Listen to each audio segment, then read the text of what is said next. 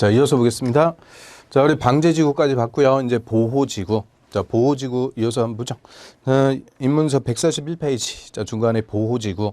자, 보호지구는 문화재, 중요시설물, 문화 생태적으로 보존 가치가 큰 지역을 보호 보존한다. 말 그대로 지역을 보호하기 위해서 보호지구라는 걸 지정할 수가 있고요. 자, 보호지구도 대통령령에서 세 가지로 역사, 문화, 환경, 중요시설물, 생태계 보호지구. 세 가지로 세분해갖고 지정하죠. 그래서 그냥 보호지구가 아니고 역사, 문화, 환경 보호지구, 중요시설물 보호지구, 생태계 보호지구 이렇게 세 가지로 세분해갖고 구체적으로 지정하고요.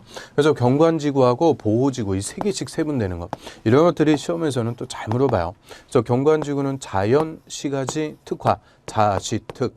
보호지구는 역사, 문화, 환경, 중요시설물, 생태계. 하여튼 이름이 길어요. 또 역사, 문화, 환경, 보호지구 막 10글자나 되는 거죠. 역중생 세 가지. 그러면 역사, 문화, 환경, 보호지구. 자, 요건 보면 자, 문화재, 전통사찰 등 역사, 문화적으로 보존 가치가 큰 시설과 지역의 동그라미 지역을 보호한다. 그럼 역사, 문화적으로 보존 가치가 큰 지역을 보호. 그 지역에다 경주 하나 딱 써두시면 되죠. 그럼 경주 지역 자체를 보호하겠다. 그 경주에 얼마 전에 제가 작년에도 한번 애들 데리고 갔다 왔는데요. 경주에 보면은 불국사부터 시작해갖고 뭐 석굴암. 야, 요새는 석굴암이 진짜 볼 게 없더라고요. 석굴암. 그리고 또 뭐 월성이라고 그러는가 하여튼 그런 것들 해갖고 싹 한번 구경하고 왔는데요. 이런 경주 같은 문화적으로 보존 가치가 큰 지역 자체를 보호하겠다. 이때는 역사, 문화, 환경 보호지구라는 게 지정이 돼서 뭐 건축 규제 같은 거 할 수가 있고요. 그럼 얘하고 우리 특화경관지구하고 비슷무리한데 좀 달라요. 다시 맨 위로 가볼까요? 그 141페이지 맨 위에 특화경관지구.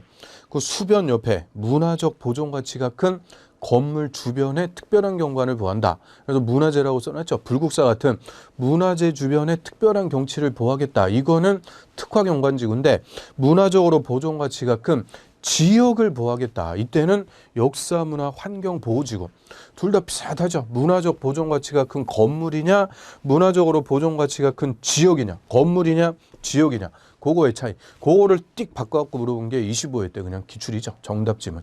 그래서 역사, 문화, 환경 보호지구는 역사, 문화적으로 보존 가치가 큰 지역을 보호합니다. 지역 자체를 보호한다라고 하고요.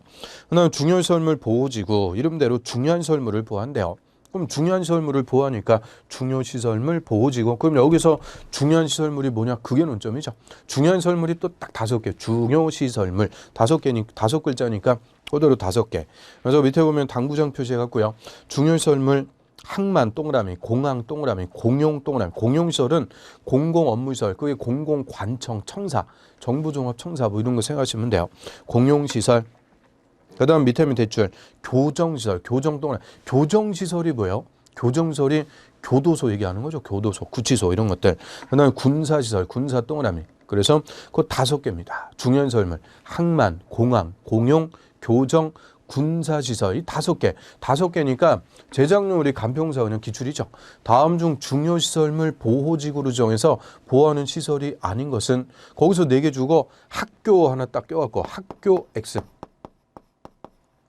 학교는 해당 사항 없어요. 그래서 종전에는 학교시설 보호지구 이런 게 있었는데 이제 학교는 중요시설물에서 빠졌습니다. 그래서 학교는 없다. 항만, 공항, 공용, 교정, 군사시설.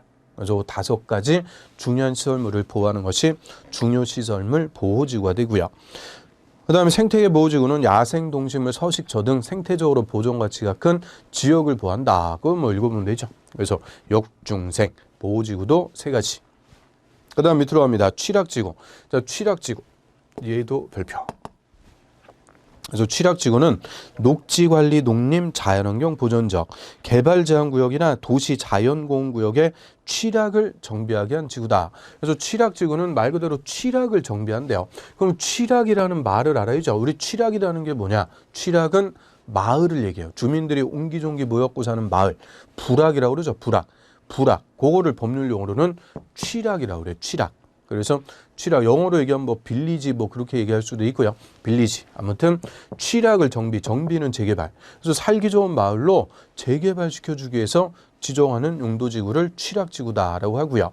이 취락지구, 자 앞에 용도지역이 어디래요? 녹지, 관리, 농림, 자연환경, 보존지역.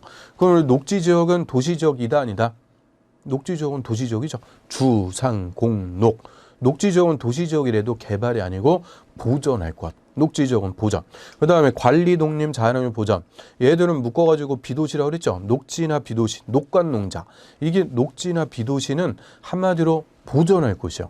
자체적으로 재개발 이런 거 안 돼요. 그래서 우리 저 시골에 주민들이 옹기종기 모였고 사는 마을, 그 마을이 낙후가 됐어요. 마을이 낙후가 됐다. 도로도 안 좋고 뭐 상하수도도 안 좋고 건물도 그냥 노화됐고 이런 낙후된 저 시골 마을이 있어요. 그 자체적으로 재개발하고 그럴 사업성이 있어요, 없어요? 없어요. 재개발해서 그 아파트 지었다. 그 아파트 누가 분양받을 거예요, 시골에. 그래서 사업성 자체가 없으니까 사업성이 없으니까 계속 그냥 방치가 되면은 계속 마을이 낙후가 되죠. 그러면 주민들 다 이탈 떠나버리고 어르신들 돌아가시고 유령마을 되는 거예요. 유령마을. 그래서 우리 지금 지방에 근 10년 새 인구가 소멸해갖고 소멸된 그런 마을들 아주 널려 있어요. 큰 문제. 우리나라에 지금 엄청난 문제예요. 그래서 유령마을 되니까 국가나 지자체가 재정을 지원해갖고 살기 좋은 마을로 정비, 재개발시켜주는 거예요. 도로 신장로라고 그러죠. 신장로.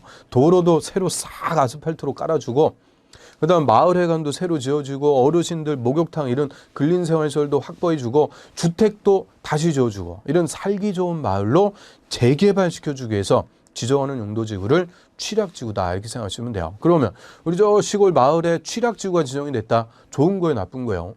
좋은 거예요. 국가나 지자체가 재정을 지원해서 살기 좋은 마을로 정비해주기 위해서 재개발해주기 위해서 지정하는 용도지구를 취락지구다라고 하고요. 그럼 취락지구가 다시 종류가 두 가지가 있어요. 자연취락, 집단취락 두 가지. 자연취락지구는 녹지, 관리, 농림, 자연환경, 보전, 녹관농자, 녹지하고 비도시의 취락을 정비. 그럼 저 시골 같은데 주민들이 유입되었고 자연적으로 형성된 마을, 그걸 뭐라고 그래요? 자연취락. 그래서 녹지나 비도시죠. 시골 마을 같은 자연 취락을 정비한다. 그러면 자연 취락 지구는 녹지 관리, 농림, 자연환경 보전. 절대 무슨 지역에서는 지정할 수 없다. 주거, 상업, 공업지역. 주상공업 지역에서는 절대 자연 취락 지구는 지정할 수가 없어요. 왜요? 주거지역, 상업지역, 공업지역 이런 데는 자체적으로 재개발할 수 있는 사업성이 있는 곳이죠. 그래서 재개발 사업성 있는 주우상 공업지역은 절대 취락지구라는 게 지정될 수가 없고요. 녹지하고 비도시에 자체적으로는 정비하고 이런 재개발 사업성이 없는 것 이런데 국가나 지자체가 재정을 지원해서 정비를 해주게 되는 거죠. 그래서 주우상 공업지역은 절대 지정할 수 없습니다. 그 다음에 집단 취락지구는 개발 제한 구역의 취락을 정비한대요. 개발 제한 구역의 취락을 정비. 우리 개발제한구역 소위 그린벨트 한 번 지정하면 영구적으로 개발 금지라고 그랬죠. 그래서 개발제한구역 지정하면 일체 개발 못하는 거예요. 그런데 개발제한구역 지정 당시부터 존재하고 있던 마을 있죠. 그 마을만큼은 집단 취락지구로 지정해서 개발제한구역이라도 주민들이 살기 좋은 마을로 정비, 재개발시켜줄 수가 있다. 그 얘기죠. 그래서 이 집단 취락지구를 당근책이라고 그래요. 개발제한구역 정에서 개발을 제한, 영구적으로 금지. 그러면 주민들 당연히 불만이 커지겠죠. 다만 집단 취락지구라는 걸 지정해서 이 마을은 살기 좋은 마을로 만들어준다. 그러니까 당근책을 제시한다고 그래요. 그래서 개발제한구역에 취락을 정비하는 것이 집단 취락지구. 그래서 이거 두 개 다 보니까 싹 바꿔갖고 잘 물어봐요. 그래서 개발제한구역에 취락을 정비하는 것이 집단 취락지구. 개집. 이게 그대로 26회 때 그냥 칸 문제죠. 개발제한구역에 지정하는 용도지구는 집단 취락지구. 개집. 그래서 절대 개발제한구역에 취락을 정비하기 위해서 자연 취락지구 지정한다 이러면 틀려요. 계자, 뭐 식, 뭐 이렇게 들어가면 안 되죠. 계자. 뭐 식 이렇게 욕하고 그러면 안 돼요. 개집. 개발제한구역이 집단 취락지구. 개집. 그 다음 밑으로 갑니다. 개발진흥지구. 자, 개발진흥지구는 주거, 상업, 공업, 유통, 물류, 관광, 휴양기능 등을 집중적으로 개발 정비할 필요가 있는 지구다. 그럼 얘는 이름대로 일정한 기능을 집중적으로 개발하기 위해서 지정하는 용도지구를 개발진흥지구. 그래서 이 개발진흥지구도 주로 비도시 지역이에요. 주로 비도시, 개발이 금지되어 있는 비도시 지역 같은데 일정한 기능을 집중적으로 개발할 필요가 있다. 우리 예를 들어 갖고 자연환경 보전 지역은 자연환경의 절대 보전 개발 못해요. 절대 보존할 것. 그런데 자연환경 보전 지역 중에서 국립공원 같은 거 있죠. 설악산, 지리산 국립공원 이런 데는 관광지로 좀 개발을 할 필요가 있는 거죠. 그런데 자연환경 보전 지역은 일체 개발 못하는 곳이에요. 그래서 자연환경 보전 지역에 관광휴양개발진흥지구 이런 일부 토지의 개발진흥지구를 정해서 그 일부 토지만큼은 관광지로 좀 개발할 수 있도록 해주는 거예요. 그래서 이런 일정한 기능을 집중적으로 개발할 필요가 있을 때 일부 토지에 지정할 수 있는 용도지구를 우리가 개발진흥지구다라고 하고요. 자, 이런 개발진흥지구는 무슨 기능에 따라서 5가지로 세분화하고 정합니다. 주거개발진흥지구, 산업유통개발진흥지구, 관광휴양개발진흥지구, 복합개발진흥지구, 특정개발진흥지구, 주산, 관복, 특 5개요. 얘가 제일 많이 세분되죠. 주산, 관복, 특 5가지로 세분화하고 지정하고요. 그런데 목적은 뭐 어려운 거 아니죠. 주거개발진흥지구는 말 그대로 주거 기능을 중심으로 개발합니다. 뭐 주택도 짓고 이런 주거 기능을 중심으로 개발. 산업유통개발진흥지구는 산업유통이니까 공업, 유통, 물류 기능 중심으로 개발. 이게 작년 그냥 한 문제였어요. 다음 중 공업기능, 유통, 물류 기능을 중심으로 개발할 필요가 있는 용도지구는 산업유통개발진흥지구. 그냥 선물 같은 문제죠. 작년에 국토법이 그렇게 어렵게 물어봤는데 그중에서 선물 같은 문제 맞추라고 준 거죠. 그래서 공업, 유통, 물류 기능 중심으로 개발. 그거는 산업유통개발진흥지구입니다. 그다음 관광휴양개발진흥지구는 관광휴양기능을 중심으로 개발. 복합개발진흥지구는 주거, 공업, 유통, 물류, 관광휴양 기능 중 2개 이상의 기능을 복합으로 개발. 그럼 2개 이상의 기능을 개발하니까 복합개발진흥지구다라고 하고요. 넘어가 보시면 그 다음에 특정개발진흥지구. 얘는 주거, 공업, 유통, 물류, 관광휴양 기능 이외의 기능이에요. 이외의 기능을 중심으로 특정한 목적을 위해서 개발. 거기다 밑줄. 특정한 목적으로 개발하니까 이름이 특정개발진흥지구. 그러면 특정개발진흥지구는 여기 열거되어 있지 않은 이외의 특정한 목적으로 개발하겠다. 뭐 대표적으로 체육기능 같은 거, 우리 야구장 같은 거 있죠. 야구 붐이고 그러니까 야구장 같은 거 건설하기 위해서 야구장만 꼴랑 짓겠어요? 야구장 건물 짓고 주차장이라든지 편의소 이런 것도 확보해 줘야 되니까 야구장 같은 체육기능 이런 여기 열거되어 있지 않은 이외의 특정한 목적으로 개발하겠다. 이때는 특정개발진흥지구. 그래서 개발진흥지구는 이름에서 무슨 목적인지 나오죠. 주거기능. 산업유통개발진흥지구는 공업하고 유통, 물류기능, 관광휴양기능 2개 이상을 복합으로 개발. 특정은 여기에 열거되어 있지 않은 이외 특정한 목적으로 개발하는 것이 특정개발진흥지구다. 그 얘기죠. 그래서 주산, 관복, 특 5가지로 세분화하고 지정하고요. 그 다음에 특정용도 제한지구. 자, 특정용도 제한지구는 주거, 교육환경, 청소년 보호 등의 목적으로 오염물질 배출시설, 그게 이제 공해공장 같은 거, 오염물질 배출시설 또는 청소년 유해시설 같은 특정시설의 입지를 제한의 동그라미, 특정시설의 입지를 제한할 필요가 있는 지구다. 그러면 특정한 건물의 입지는 건축을 제한하겠다. 특정한 건물만 못 짓게 제한하려고 지정하는 것이 특정용도 제한지구. 그래서 얘는 주로 통학로 생각하시면 돼요. 통학로. 애들 집에서 학교 다니는 통학로 주변에 청소년 유해시설, 술집, 모텔 이런 특정한 건물만 못 짓게 제한하겠다. 그래서 이름대로 특정 용도의 건물만 제한한다. 그래서 특정 용도 제한지구 통학로 같은데 이런 거 딱 떠올리면 되죠. 그 다음 복합용도지구. 얘가 또 몇 년 전에 신설된 용도지구죠. 복합용도지구란 지역의 토지용 상황 뭐 등등을 고려해서 효율적 복합적 토지용을 도모. 복합적인 토지용을 도모하니까 복합용도지구인데요. 하기 위해서 특정시설의 입지를 특정시설의 입지를 완화에다 동그라미. 완화할 필요가 있는 용도지구다. 그러면 특정시설, 특정한 건물의 입지, 건축 제한을 완화해서 복합적인 토지용을 증진시키겠다. 복합적인 토지용을 도모한대요. 그래서 이 복합용도지구, 우리 예를 들어갖고 주거지역이라고 그래요. 우리 주거지역에서는 모텔 같은 숙박시설은 건축할 수가 없다라고 그랬죠. 모텔 같은 숙박설은 주거 환경, 교육 환경 다 침해하니까 숙박설은 주거 지역에 일체 건축 금지예요. 그런데 요새 요 숙박설의 종류가 또 다양해지죠. 우리 모텔 같은 거, 호텔, 여관, 여인숙, 모텔 이런 것들을 일반 숙박설이라고 그래요. 일반 숙박설. 그리고 생활 숙박설 해갖고 요거는 숙박설인데 생활도 할 수 있게끔. 즉 일반 숙박설은 그냥 잠만 자는 거예요. 이거는 취사를 할 수가 없어요. 근데 생활 숙박설은 잠도 자고 취사도 할 수 있는 거예요. 말 그대로 생활 숙박설. 그래서 생활할 수 있는 숙박설, 취사도 할 수 있는 거. 그래서 요거를 소위 레지던스라고 그래요. 레지던스. 그래서 주택을 대체하는 용도로 사용할 수가 있는 거예요. 그래서 일반 숙박설, 생활 숙박설 이렇게 숙박설의 종류들이 다양해졌는데 이 중에서 일반 숙박설, 모텔 같은 거는 당연히 주거 지역에 안 돼요. 그런데 생활 숙박설 이런 것들은 주택을 대체해서 요새 고시원이라든지 뭐 이런 것들 고시원 또는 반지하 옥탑방 이런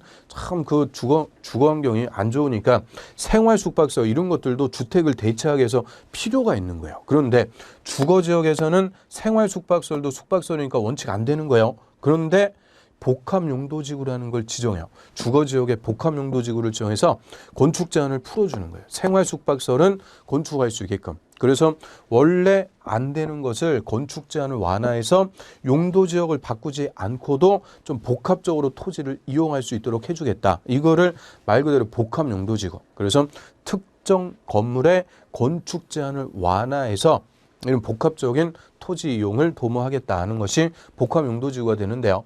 그럼 우리 특정용도 제한지구하고 복합용도지구하고 뒤에 말이 거의 비슷하죠. 특정시설의 입지를 제한, 특정시설의 입지를 완화.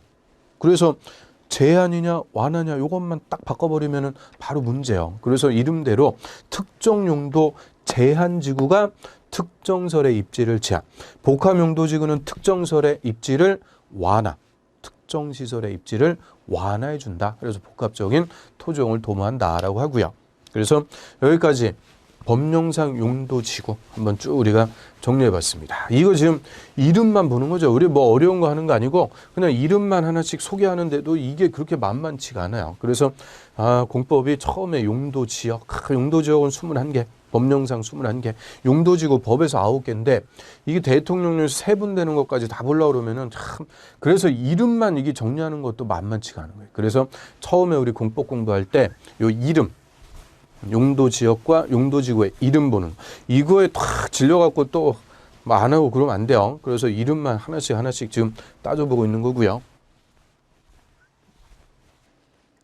그 다음에 오늘 이제 하나만 더 하죠. 그 밑에 용도구역.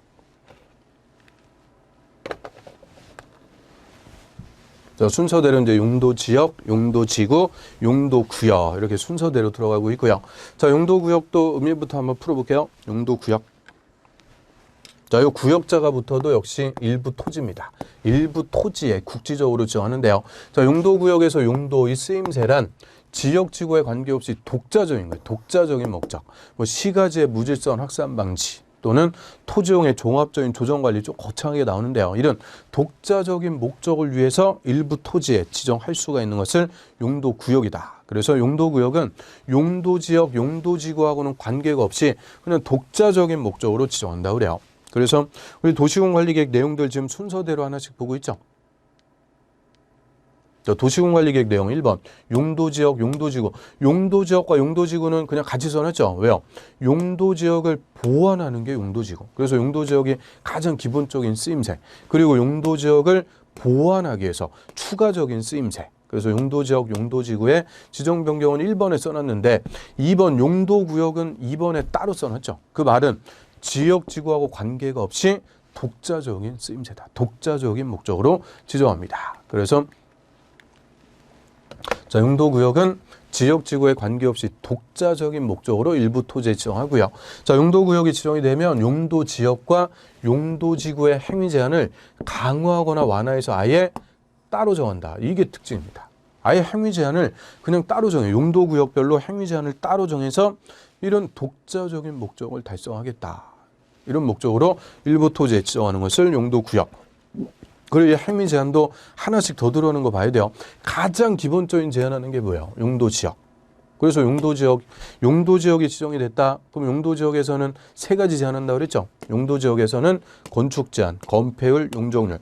딱 이 생활권에 맞는 건물을 생활권에 맞는 크기로 건축하세요. 용도지역에서는 요 세 가지 행위 제한하는 거고요. 그다음 용도지구는 용도지역의 행위 제한을 강화하거나 완화한다고 그랬죠. 용도지역의 행위 제한을 강화, 세게 할 수도 있고 완화, 풀어줄 수도 있고. 그다음 용도구역은 용도지역과 용도지구의 제한을 강화하거나 완화해서 아예 따로 정해버린다. 아예 따로 정한다. 그래서 용도지역, 용도지구, 용도구역 순서대로 하나씩 가는 거예요. 그래서 지역지구의 제한을 강화하거나 완화해서 아예 따로 정해서 독자적인 목적을 달성하자 하는 것을 용도구역이다라고 하고요. 자, 이런 용도구역은 천만다행히 5개밖에 없어요. 5개. 얘도 한 10대 개 됐으면 어쩔 뻔했어요. 그래서 천만다행히 용도구역은 5개. 그래서 용도구역은 일단 이름, 개발제한구역, 도시자연공원구역, 시가와 조정구역, 수산자원보호구역, 개도시수, 그리고 입지규제 최소구역. 얘도 용도구역입니다. 입지규제 최소구역. 그런데 왜 입지규제 최소구역 얘는 도시군관리계획 내용에서는 6번에다 따로 빼놨다 그랬죠. 2번에 개도시수, 그리고 6번에 입지규제 최소구역. 얘도 다 용도구역이에요. 다만 종래 용도구역하고는 성격이 정반대라서 6번에다 따로 빼놓은 거죠. 그래서 용도구역은 총 5가지. 그럼 용도구역은 다른 거 없어요. 누가 무슨 목적으로 지정, 그리고 행위 제한 따로 뭘로 정하는지 그런 것들 그냥 단순하게 물어보는 게 용도구역이 되죠. 그래서 용도구역에서 올해 32회 때는 요 시가와 조정구역이 또 10년 만에 한 문제가 또 나왔죠. 시가와 조정구역이 올해 30회 시험에서는 출제가 됐어요. 자, 그럼 하나씩 한번 볼까요? 자, 용도구역 142페이지 중간에 개념을 봅니다. 자, 용도구역이란 토지 이용 및 건물의 용도, 건폐율, 용적률 높이 등에 대한 용도지역과 용도지구의 제한을 강화하거나 완화해서 따로 정한다. 그게 키워드. 따로 정합니다. 아예 행위 제한을 그냥 따로 정해서 그 시가지의 무질서 확산 방지, 계획적, 단계적 토지용의 도모, 토지용의 종합적인 조정관리 이런 것들이 다 독자적인 목적이죠. 독자적인 목적을 위해서 도시군관리계획으로 결정하는 지역이다. 그래서 용도구역은 독자적인 목적으로 지정합니다. 그래서 그 밑에 2번 개발제한구역. 소위 우리 개발제한구역을 그린벨트라고 부르죠. 그린벨트. 자, 국토부 장관은 밑줄 국토부 장관은 도시의 무질서한 확산 방지, 무자에다 떠나면 무질서한 확산 방지, 도시 주변의 자연환경 보전, 도시민의 건전한 생활환경을 확보하고 국방부 장관의 요청이 있어갖고 보안상, 보자에다 떠나면 보안상 도시의 개발을 제한할 필요가 있을 때는 개발제한구역의 지정에 동그라미 또는 변경을 도시군관리계획으로 결정 동그라미 결정할 수 있다. 그러면 도시군관리계획을 결정해서 개발제한구역을 지정하는 거죠. 그래서 도시군관리계획 결정해서 개발제한구역의 지정을 누가 한대요? 국토부 장관. 그래서 일단 이 개발제한구역은 국토부 장관만 지정하는 용도구역입니다. 국토부 장관만 지정해요. 목적은 동그라미 친 거 무보 2가지 목적. 도시의 무질서한 확산 방지. 도시지역이 이렇게 있다. 그럼 도시지역에 살기 편하니까 자꾸 사람들 들어오죠. 그래서 도시지역으로 인구와 산업이 계속 유입이 돼갖고 이 도시지역은 냅두면은 계속 택지개발 등을 통해서 뻗어나가는 거예요. 사람 들어오면은 주택이 있어야 되죠. 그럼 집질 땅. 이런 게 부족한 택지난이 발생하니까 계속 신도시 개발하면서 뻗어나가요. 그래서 우리 서울 같은 도시지역이 한 30년 전하고 비교해보면 강남이라든지 위례 신도시, 마곡 신도시 계속 그냥 뻗어나가고 있죠. 그래서 도시가 자꾸 뻗어나가다 보면은 큰 도시가 뻗어나가다 보면 옆에 작은 도시 같은 거 다 잠식해버릴 수 있죠. 그리고 서울도 개발, 옆에 인천도 개발. 그러면 도시와 도시가 그냥 붙어버리는 거예요. 그래서 도시 간의 경계 같은 게 모호해져서 옛날부터 이어져 내려온 도시의 역사성, 정체성 이런 것들을 다 침해할 수가 있어요. 그래서 도시가 너무 무질서하게 확산되는 걸 방지하기 위해서 도시 외곽에 녹지의 띠를 딱 둘러칩니다. 녹지의 띠니까 영어로 그린벨트. 이 개발제한구역을 지정해서 자, 일체 개발을 금지.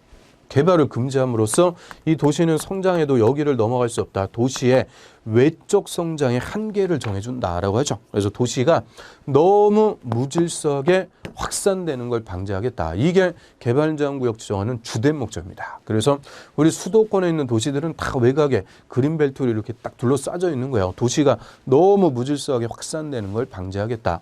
그 다음에 하나가 더 있죠.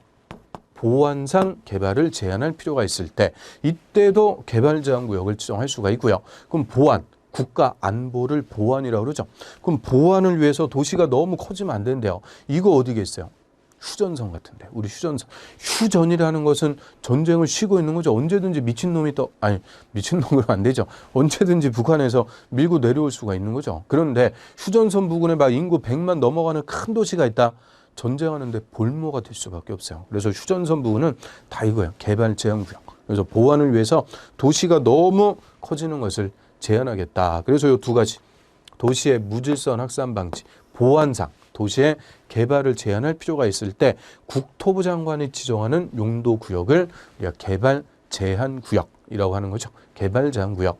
그래서 이 개발 제한 구역의 지정권자하고 목적은 국토법에 규정하되 이 행위 제한은 따로 다른 법으로 정해요. 이 개발제한구역 안에서는 개발제한구역 지정관리하는 특별조치법, 우리가 줄여갖고 개특법이라고 그래요. 개특법이라는 개발제한구역 지정관리하는 특별조치법, 개특법이라는 다른 법에서 개발제한구역의 행위제한 등을 따로 정하고 있습니다. 그래서 지정권자고 목적만 우리가 읽어보면 되고요. 그 다음 그 밑에 도시자연공원구역 그거 먼저 봐요. 이제 법조문의 순서대로 개, 도, 시, 수 이렇게 들어가죠. 자, 도시자연공원구역 4번 그거 먼저 한번 보겠습니다. 자, 도시자연공원구역은 자, 시도지사하고 대도시장은 밑줄. 시도지사, 대도시장. 얘는 국토부 장관은 또 안 돼요. 시도지사나 대도시장은 도시의 자연환경 경관보, 도시민의 건전한 여가 휴식 공간을 제공하기 위해서 도시지역의 식생이 양호한 산지의 개발을 제한. 거기다 붙여. 식생이 양호한 산지의 개발을 제한하기 위해서 필요하면 도시자연공원구역의 지정의 동그라미 또는 변경을 도시군관리계획으로 결정 동그라미 결정할 수 있다. 역시 도시군관리계획 결정해서 도시자연공원구역을 지정하는 거죠. 도시군관리계획 결정해서 도시자연공원구역을 지정. 누가 한대요? 시도지사, 대도시장. 얘는 국토부 장관이 지정할 수 있다 이러면 틀려요. 국토부 장관은 안 돼요. 시도지사, 대도시장이 지정하고요. 목적은 도시지역의 식생이 양호한 산지의 개발을 제한. 개발을 제한한다 그래서 이거 개발제한구역의 목적으로 두 번이나 기출. 그래서 산지의 개발을 제한. 개발제한구역이 아니고 도시자연공원구역의 목적입니다. 그러면 식생이 양호하다. 식자는 식물할 때 식, 생자는 생태계 할 때 생. 식생이 양호한 산지, 쉽게 얘기하면 좋은 산이다. 그죠? 좋은 산 개발을 제한할 필요가 있을 때. 그럼 우리 도시지역에 산이 이렇게 있어요. 도시지역에 산이 있는데 나무도 그냥 곱고 울창하게 심어져 있어요. 나무 그냥 곱고 울창하게 심어져 있다. 이런 고든 나무 이런 데 가서 또 아줌마들 뭐예요?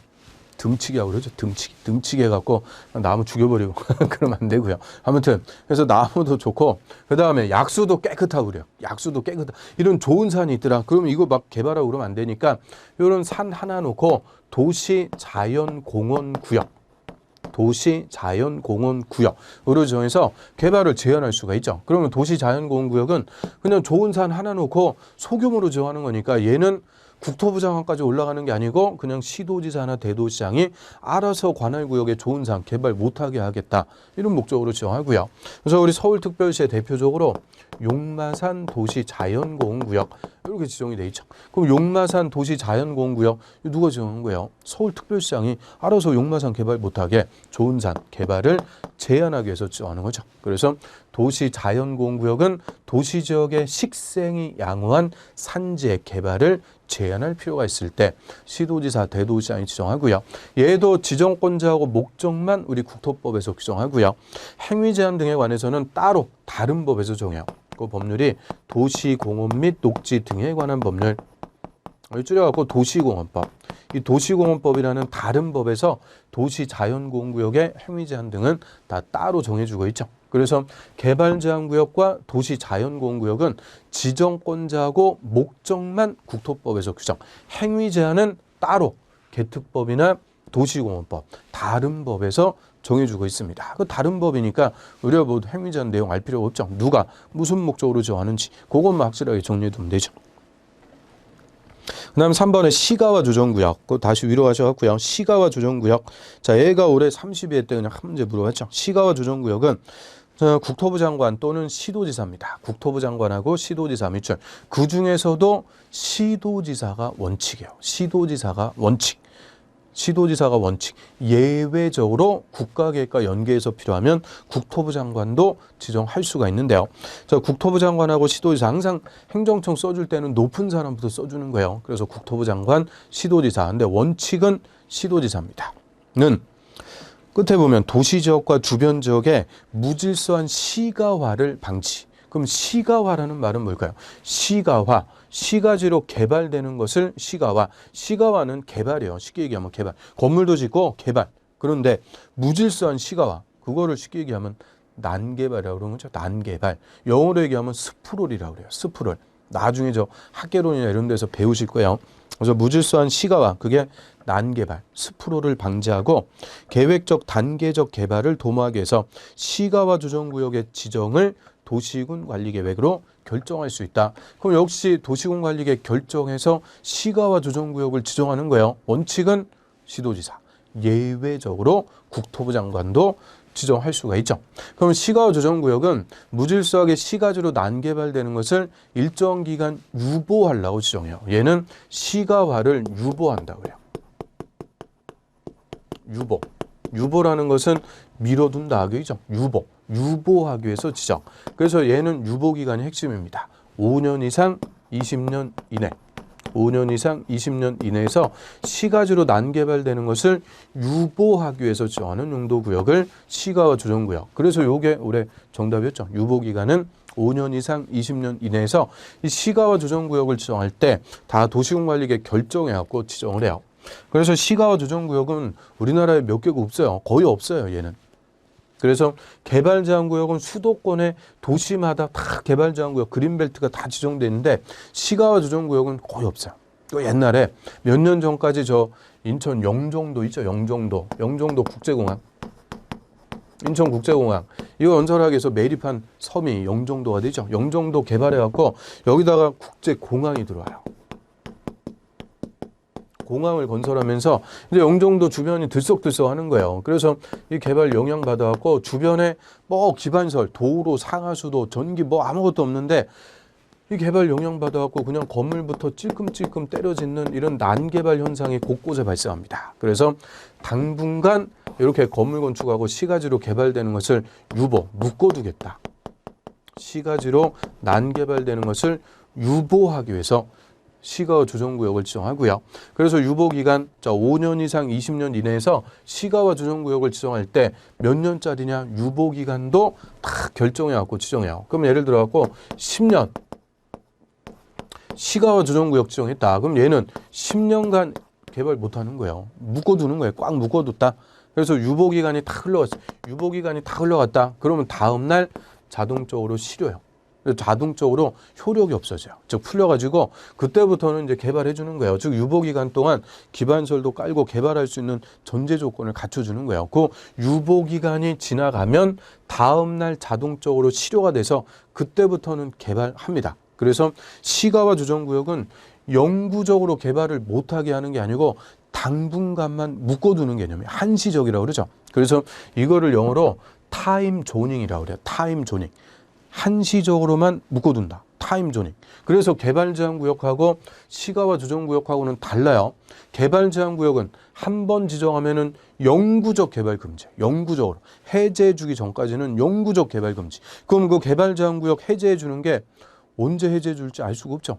내 당시에서 해제해 줄지 후손의 후손까지 갈지 알 수가 없는 거예요. 그래서 얘는 영구적으로 개발 금지하는 제일 센 거니까 국토부 장관만 지정하도록 해요. 근데 시가와 조정구역은 한시적으로만 묶어두는 거예요. 유보기간 동안만 묶어두는 개념. 그래서 원칙은 시도지사예요. 그런데 국제공원 같은 국책 사업이라고 그러죠. 이런 국가계획과 연계해서 필요하면 국토부 장관도 지정할 수가 있다. 그래서 시가와 조정구역은 유보기간 동안만 한시적으로 묶어두는 개념. 유보기간이 끝나면 다음 날 자동적으로 실효가 됩니다. 자동적으로 이제 풀리게 되죠. 그래서 이 시가와 조정구역의 행위제한 요것만 우리 대표적으로 국토법에서 직접 규정합니다. 시가와 조정구역의 행위제한은 국토법에서 직접 규정하고요. 나중에 우리가 이제 보도록 하고요. 그 다음 맨 밑으로 갑니다. 5번의 수산자원 보호구역. 자, 수산자원 보호구역은 해양수산부 장관, 그렇죠? 해수부 장관은 끝에 보면 수산자원의 보호 육성을 위해서 필요한 공유수면. 공유수면은 바닷가 얘기하죠. 바다 같은 거. 공유수면이나 인접 토지에 수산자원 보호구역의 지정의 동그라미 또는 변경을 도시군관리계획으로 결정 동그라미 결정할 수 있다. 그럼 역시 도시군관리계획 결정해서 수산자원 보호구역을 지정하는 거예요. 누가 한대요? 해양수산부 장관, 해수부 장관이 수산자원 보호구역을 지정합니다. 그래서 수산자원이니까 해양수산부 장관.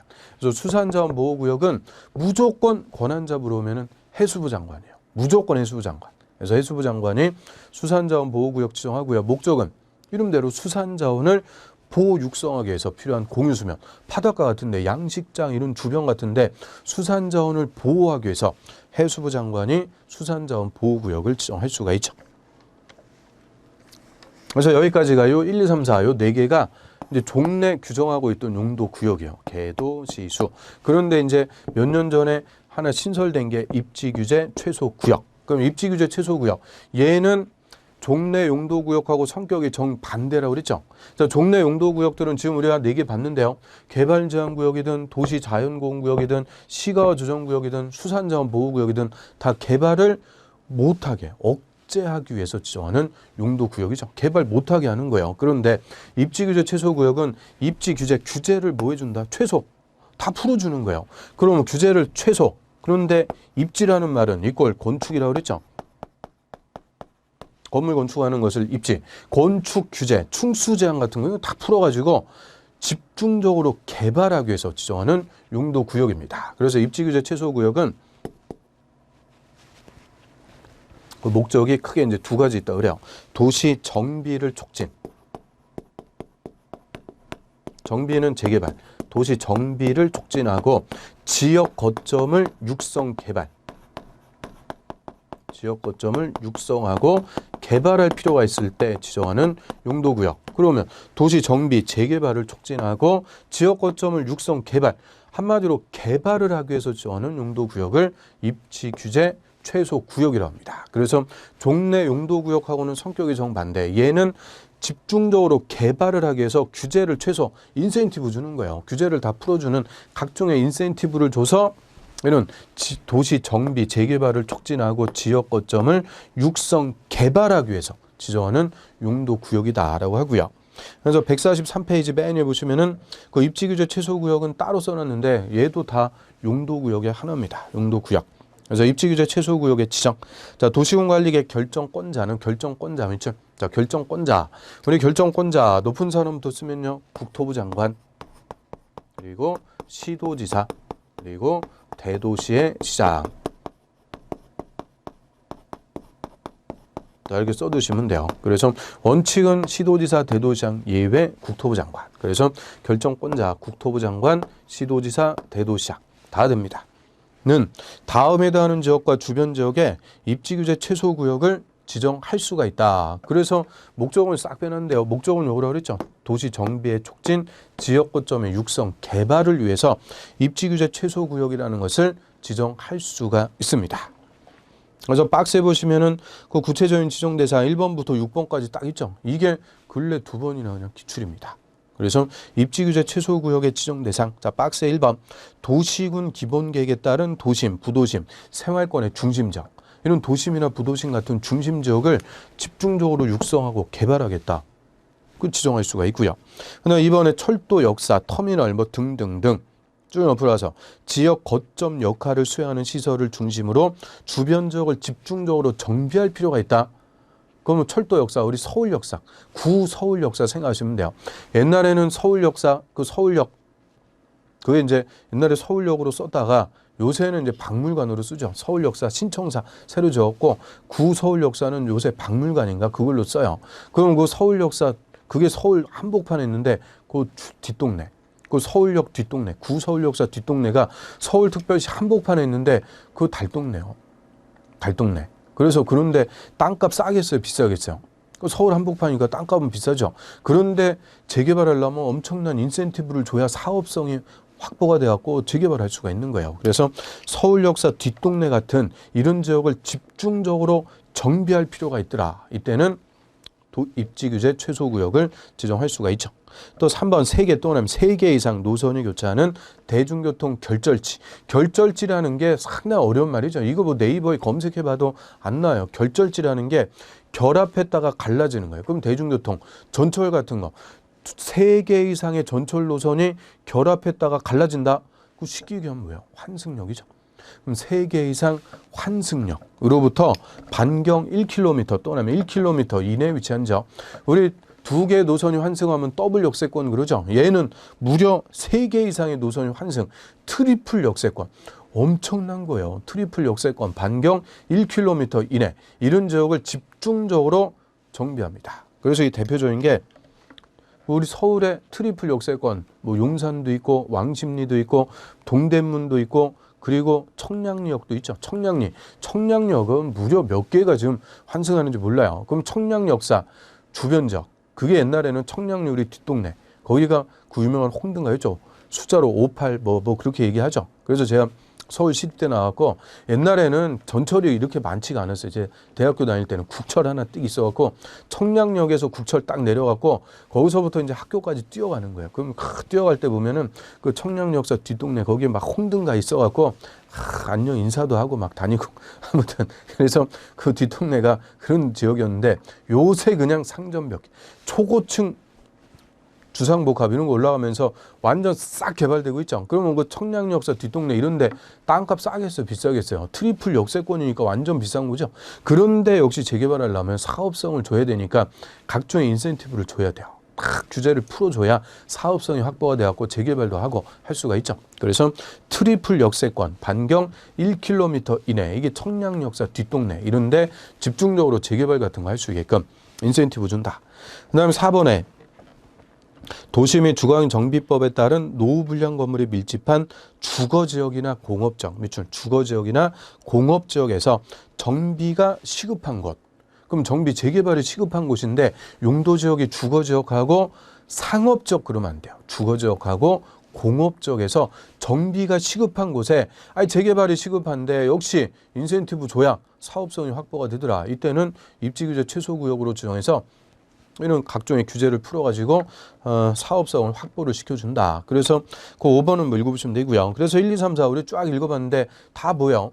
땅값 비싼 곳이요. 이런데 구도시 지역에 낙후된 곳. 이런 구도시에서 낙후됐는데 땅값은 비싸. 그냥 자체적으로는 재개발 같은 정비사업 하기가 어려우니까 입지규제 최소구역을 지정해서 각종의 인센티브를 부여해서 정비를 촉진하고 지역 거점을 육성하고 개발하겠다. 이런 목적으로 지정하는 용도구역을 입지규제 최소구역이다라고 하고요. 거기서 딱 물어볼 만한 논점이 뭐예요? 옛날에 29회 때는 그 5번 갖고 물어봤는데 이런 거는 역사적인 거니까 중요한 게 아니고요.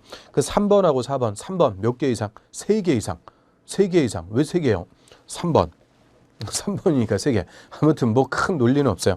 그래서 3개 이상 환승역, 트리플 역세권, 반경 1km 이내. 또 4번, 정비가 시급한데 주거지역하고 상업지역이 아니고 공업지역. 이런데 입지규제 최소구역을 지정해서 이런 재개발 등을 촉진할 수가 있게 되죠. 그래서 그 입지규제 최소구역의 행위 제한은 입지규제 최소구역 계획이라는 걸로 따로 정합니다. 입지규제 최소구역 계획으로 따로 정한다. 그래서 여기까지 용도구역 5개 또 이름하고 누가 무슨 목적으로 정하는지 간단하게 이름하고 소개만 한 건데 야 이게 장난 아니죠. 그래서 오늘 용도지역, 용도지구, 용도구역 꼴랑 그 3개 한 거예요. 3개 제도를 배웠는데 이게 내용이 만만치가 않죠. 그래서 처음에 우리 공법 공부할 때는 벽이 이렇게 높은 거예요. 근데 이게 한 번에서는 딱 안 된다 그랬죠. 한 번 하고 2번 하고 3번 하고 반복하면서 자기도 모르게 습득이 돼요. 그리고 용도지역 같은 거는 꼭 우리가 좀 알아야 돼요. 용도지역이 다음 주에도 나오고요. 그 다음 주에도 나오고 매 시간마다 용도 지역은 그냥 꼬박꼬박 나옵니다. 그럼 용도 지역을 알아야 다른 제도들을 우리가 공부할 수 있는데 용도 지역을 모르니까 다른 게 들어갈 수가 없는 거죠. 그래서 용도 지역은 모든 공법상 규제 출발이 되는 거예요. 출발. 그래서 반드시 우리가 알아야 되는 게 용도 지역이에요. 용도 지구하고 용도 구역들은 별도의 추가적인 개념이고요. 그래서 용도 지역이 가장 베이스, 꼭 우리 알아야 되는 기본 개념. 그래서 용도 지역만 다시 한번 정리하고 오늘 수업은 끝내도록 하죠. 자, 용도 지역은 전 국토에 중복되지 않게 가장 기본적인 생활권을 지정한다라고 했죠. 자, 그래서 우리나라에 있는 토지는 크게 4개, 도시, 관리, 농림, 자연환경, 보전, 도관, 농작, 크게 4가지 용도로 구분해갖고 싹 지정이 되고요. 도시지역은 개발할 곳이라고 그랬죠. 도시지역이 다시 무슨 생활권인지 주거, 상업, 공업, 녹지, 주상공녹, 녹지지역만큼은 개발이 아니고 보전. 그리고 주거지역은 주거생활권 다양하니까 다시 대통령령에서 전용주거, 일반주거, 준주거 6가지로 세분해갖고 지정하죠. 전용주거는 양호한 주거환경이라고 그랬어요. 양호한 주거환경. 1종은 단독, 2종은 공동주택 중심. 일반 주거는 편리한 주거환경. 1종, 2종, 3종. 얘가 일반적인 거 3개가 있죠. 저층, 중층, 중고층, 충수로. 준주거는 주거 기능 이외에 상업 업무 기능까지. 그 다음 상업지역은 근린, 유통, 일반 중심. 공업지역은 전용, 일반, 준공. 전용공업 지역은 중화, 공해성 공업. 일반 공업 지역은 환경을 저해치 않는 거. 준공업 지역은 경공업을 위주로 주상 업무 기능의 보완. 그 다음에 녹지 지역은 녹지를 보존하는데요. 그냥 녹지의 절대 보존. 그러면은 보존 녹지, 산. 그 다음에 농사짓기에서 개발을 유보, 논밭 이런 거는 생산 녹지, 생료. 자연 녹지는 무늬만 녹지. 녹지를 보존하되 불가피한 경우 제한적 개발이 허용된다. 그래서 주거지역 6개, 상업지역 4개, 공업지역 3개, 녹지지역 3개, 6, 4, 3, 3. 도시지역만 16번, 용도지역까지 나오죠. 그 다음에 관리, 농림, 자연환경, 보전 얘들은 묶어가지고 비도시지역이라고 하고요. 관리지역은 그냥 임시적으로 관리만 한다고 그랬죠. 관리하다가 후손들에게 물려줄 것. 그래서 다른 지역에 준해서 관리만 하는 곳이다. 그래서 보전관리지역은 자연환경 보존지역에 준해서, 생산관리지역은 농림지역에 준해서, 계획관리지역은 도시지역에 준해서 관리만 하다가 후손들에게 물려줄 땅, 임시적인 용도지역이라고 하고요. 농림지역은 농지하고 임야, 농지, 농업진흥지역, 임야, 보전산지로서 농림업, 농업, 임업업, 축산업, 1차 산업을 위해서 보존할 것.